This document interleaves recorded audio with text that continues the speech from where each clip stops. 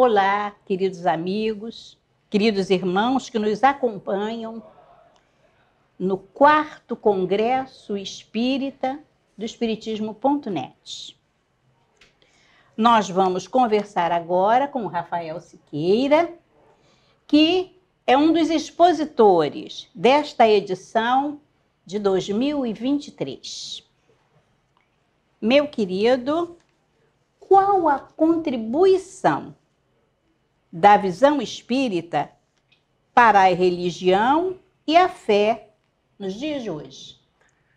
Primeiramente, eu quero agradecer o convite por participar do 4º Congresso do Espiritismo.net. Quero agradecer a você pela oportunidade de estarmos conversando fraternalmente. E procurando responder essa pergunta, eu vejo que o Espiritismo, na sua feição de ciência, filosofia e religião, tem muito a contribuir com uma visão contemporânea da religião. E como isso? Nós vimos de crenças que são muito, vou colocar uma palavra entre aspas, ortodoxas na forma de ver a religião. Por quê? Porque a gente vem construindo religiões de grupos. Eu estou num grupo e eu sou parte daqueles que serão salvos, enquanto outros que estão em outros grupos são os excluídos, são aqueles que não merecem o amor de Deus. A grande contribuição do Espiritismo é que o Espiritismo nos propõe um novo olhar. Ressignifica a nossa forma de pensar a religião partindo da própria etimologia da palavra, porque religião vem de religar, religare, o que é o processo da criatura ligar-se ao seu Criador. Onde nós queremos chegar? Quando a gente abre a questão 842 do Livro dos Espíritos, Kardec indaga aos imortais: dentre todas as religiões, qual aquela que pode se dizer mais próxima de Jesus e ter o atributo da verdade? E os benfeitores espirituais respondem: aquela que fizer mais homens de bem. Aquela que fizer menos hipócritas e mais pessoas afáveis à caridade. Então veja, minha querida amiga, religião nos dias atuais não é apenas um compromisso de crença. Eu estou nessa religião e essa religião vai me salvar. Religião nos dias atuais é um compromisso de conduta. Porque o que eu faço é que é importante. Não importa se eu tenho credo A, o credo B ou não tenho credo nenhum. O importante é o quanto da minha religião está se traduzindo na minha vida a favor de obras. Quantas lágrimas eu tenho enxugado, quantas pessoas eu tenho socorrido, quantos corações que em dias tão tumultuados eu tenho acolhido. Uma vez foram perguntar a Francisco Cândido Xavier por que o Espiritismo? E ele respondeu: bom, porque Allan Kardec nos disse que fora da caridade não há salvação. E a caridade é um processo que se abre para todas as pessoas. Caridade é colocar o amor em movimento. E Chico arremata dizendo: se Kardec tivesse colocado fora do Espiritismo não há salvação, talvez eu tivesse ido por um outro caminho. Então o Espiritismo descortina um novo horizonte na nossa vida a propor que nós, quando nos vinculamos à religião, não é para ficar brigando com as outras pessoas. Não é para ficar discutindo qual religião é melhor, qual aquela que me fará salvo, mas com a proposta de eu me fazer um homem de bem. Um homem a serviço das leis de Deus na sociedade. E uma vez, quando o Dalai Lama esteve nos Estados Unidos, perguntaram a ele qual a melhor religião. E eu gosto sempre de abrir para falar de outras religiões, e o Dalai Lama respondeu muito próximo ao Chico. Ele respondeu assim: a melhor religião é aquela que te faz um ser humano melhor. Essa é a melhor religião. E a pessoa que estava perguntando: mas espera aí, você não me respondeu. Respondi: escolha a sua.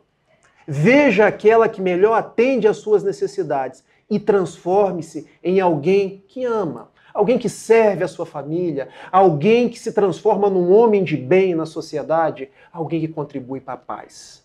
Porque nos dias de hoje, se tem algo que nós precisamos muito, é de paz, é de convivência fraterna, é de entender que nós somos irmãos. E podemos e devemos caminhar de mãos dadas, porque do alto, Deus é Pai de todos. Não é Pai de apenas um grupo de escolhidos. Ele ama a todos, independente de raça, independente de credo, independente de expressão da sexualidade, como nos diz o apóstolo João, lá na sua primeira carta, no capítulo 4, no versículo 8, quem não ama seu irmão não conhece a Deus, porque Deus é amor. O Espiritismo, então, nessa feição de ser o Consolador prometido por Jesus, resgata os tempos primitivos do Evangelho, os tempos do amor, da proximidade das pessoas, os tempos em que Jesus vivenciava esse amor e busca essa paternidade universal. Esse princípio da fraternidade entre os homens, esse princípio de que nós estamos no mundo para ajudar uns aos outros. O Espiritismo é uma filosofia atual? O que é uma filosofia? Quando nós pegamos filo, quer dizer amigo, sofia ou zofia, podemos dizer conhecimento, sabedoria. Então os filósofos são aqueles que amam, são os amigos do conhecimento. Pensar em filosofia é pensar naquele que, através dos estudos, das meditações, das reflexões, se propõe a entender as causas da existência. De onde nós viemos? Quem nós somos? Para onde nós vamos? Qual é a natureza de cada um de nós?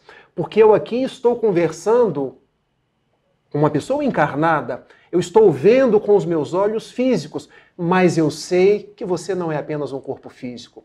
Há uma estrutura espiritual que está se utilizando momentaneamente desse corpo. Então, o Espiritismo é uma filosofia atual? Sim. Eu diria que o Espiritismo hoje traz as respostas para os mais ingentes problemas pelos quais nós passamos, a começar pela própria questão da imortalidade. Eu acho que a ciência vem caminhando a passos largos para chegar na conclusão de que a alma é imortal. Se você me perguntasse, a ciência já aceita a realidade da alma? Ainda não. Mas muitos cientistas já acolhem a imortalidade da alma em processos, por exemplo, como aquelas situações de quando a pessoa está no processo de quase morte, experiências de quase morte. Já se fizeram experiências em que a pessoa ela deixa o corpo, ela se vê num túnel e às vezes ela registra experiências fora do corpo. Muito bem estudado por Dona Elizabeth Kubler-Ross. Ou seja, o Espiritismo é uma filosofia atual? Sim, porque nos traz a verdade da imortalidade, porque nos traz Deus não mais como um senhor de exércitos, alguém que está sentado num trono celestial, mas como um pai que ama, como um pai que dá todas as oportunidades para que um filho possa se emendar. Daí nós chegamos na proposta da reencarnação. Porque quando observamos o mundo hoje com tantas desigualdades, como entender tudo isso, se não pelo mecanismo das vidas que se sucedem? O Espiritismo, então, é atual porque nos fala de imortalidade, porque nos fala de reencarnação, porque nos fala dessa paternidade de um Deus que ama e não é um senhor de barbas num trono celestial, ou seja, tira uma feição antropomórfica para nos trazer uma causa criadora de todas as coisas. Mas o Espiritismo também é uma filosofia atual porque, como nenhuma outra, nos fala do amor. Resgata Jesus para os dias atuais, me ensinando, sabe, Marielle, que eu devo te amar. Que eu devo amar aquele que pensa diferente de mim. Que eu devo me integrar a uma sociedade que às vezes tem vozes dissonantes da minha, pessoas que vivem diferente de mim, mas que eu, enquanto filho de Deus, devo olhar a outra pessoa como minha irmã, compreendê-la do jeito que ela é e saber que cada um de nós está num processo.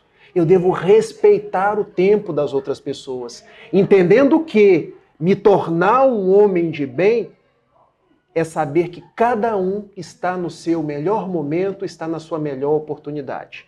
Daí o Espiritismo é essa grande proposta, como está exarado no Dolmen de Allan Kardec. O Dolmen é o túmulo de Allan Kardec no Père Lachaise, o cemitério em Paris, onde se encontra uma frase muito representativa da nossa doutrina: nascer, morrer, renascer ainda e progredir sem cessar. Tal é a lei.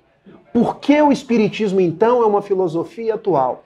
Porque nós sabemos dos processos de nascimento, dos processos de morte, mas o Espiritismo vem e nos fala dos processos de renascimento ou de reencarnação para entender a justiça de Deus. Mas nos fala mais, que tal é a lei da evolução.